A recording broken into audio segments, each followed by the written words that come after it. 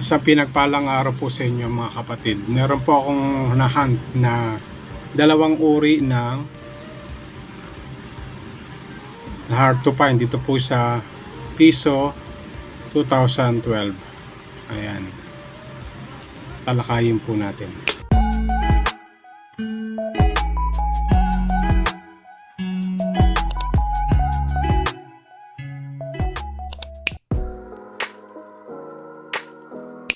Welcome back po mga kapatid. Bago po ako mag-start, nagpapasalamat po ako sa patuloy na pagsubaybay nyo sa aking YouTube channels. Ang dalangin ko, ingatan tayo, pagpalain ng ating Panginoon. Gusto kong share sa inyo yung aking nabili na bench. Ayan. One piece of towel. Ayan. Maganda yung kanyang lalagyan, bench. Dito po sa lugar namin sa Pampanga. Ayan. Siyempre, dahil towel po yung laman niya. Ayan, ito po, towel. Bench. Koleksyon na akin na nabili. No? Ito po naman niya. Dito po ako interesado sa kanyang nalagyan na bench. 1987. 100% absorted cotton.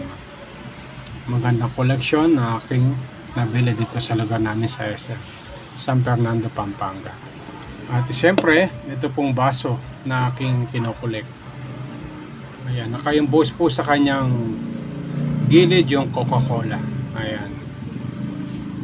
Isa sa magandang koleksyon na aking nabili dito sa lugar namin. Coca-Cola glass, kulay blue siya, no? Ayan. So dumako tayo sa mga coins na ating tinatalakay. Ito po yung aking na-hunt, no?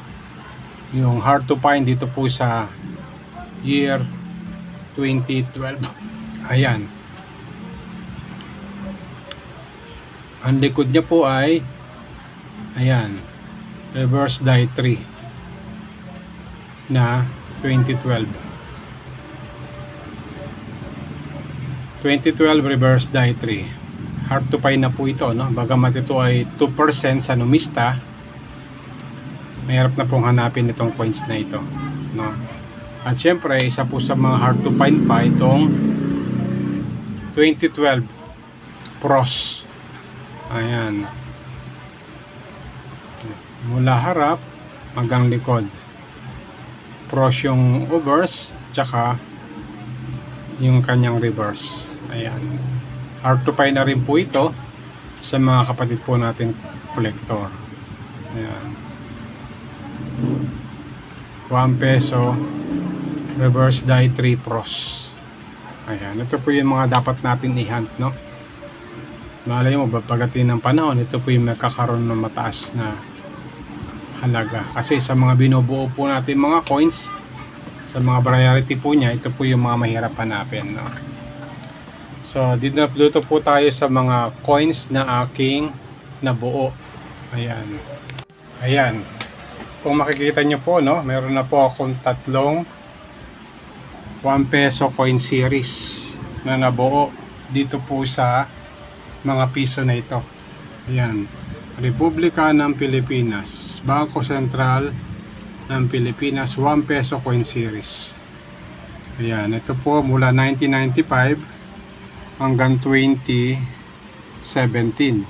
Ayan, meron po siyang mga NGC coins 2017, 18, 19 at saka mga commemoratives.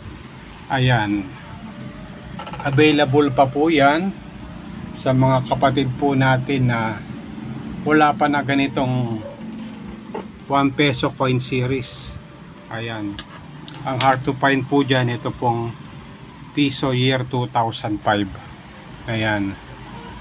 Ayan, isa sa mga nagpataas kung bakit po naging 1,500 po ang isa. Itong bawat set na ito. Dahil dito sa mga year 2005 na ito. Ayan, year 2005. Ayan. So sa mga kapatid po na wala pa ng ganitong coins, Available pa po siya, no? 1,000 lang po, kasama na po yung frame aking binibenta, no? Sa mga wala pa. At kung kayo man po ay malayo dito po sa lugar namin sa Pampanga, ayan, pwede po tayong samahan nyo lang ng shipping fee, no? Sa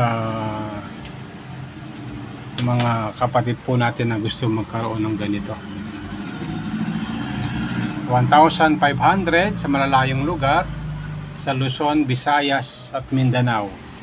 Kasi meron po tayong kapatid na taga Davao na gustong bumili ng ganito. Yung sa shipping po, nabot na po ng 400. Nagtanong po ako yung shipping fee. Kaya kung malayo po kayo, syempre mas mahal po yung shipping fee nito, no? Sa LBC po, no?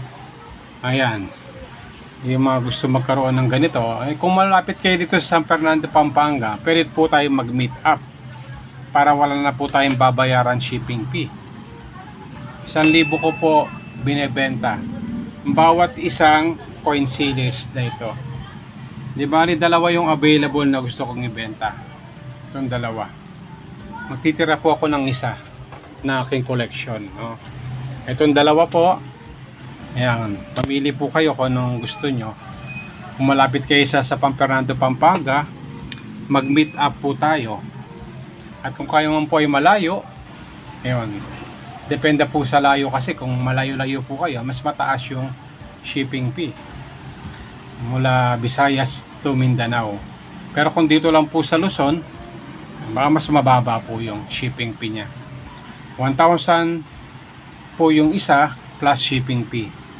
Ayan. Pwede po tayong mag-deal o magkaroon ng transaction through GCash. No? Ayan. So sa mga wala pa na gusto magkaroon nito, avail na po kayo para po kayo magkaroon na ng kanitong coin series. Kasi darating ang panahon, itong year 2005 ay mahirap nang hanapin kasi marami mga kolektor na po nagtabi niyan, no? So yan po yung mga coins na gusto kong i-share sa inyo. Maraming salamat po. Kung meron po tayo natutunan, please like and subscribe sa aking YouTube channel. Andalan po ingatan, pagpalain po tayo ng ating Panginoon.